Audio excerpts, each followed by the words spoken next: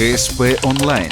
Городские новости сейчас. Вторник, 14:00. Пожарная часть номер 21. Занятия добровольных юных пожарных.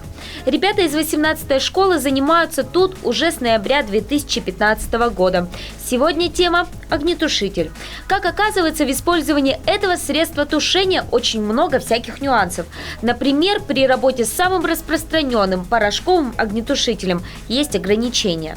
В принципе, бытовую электротехнику мы еще можем им тушить, но какие-либо электроустановки, такие как электрорубки, да, мы тушить таким огнетушителем не можем. От теории к практике. У юных спасателей это неотъемлемый этап занятий. Сегодня на территории пожарной части они пробуют гасить пламя с помощью огнетушителя.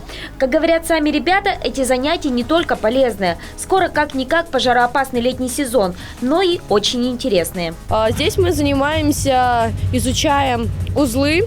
Первая медицинская помощь была, потом как... Мы бегали вот по той вышке, готовились к соревнованиям, ездили в Сыктывкар. Место не заняли, но зато на следующий год нас тоже приглашает.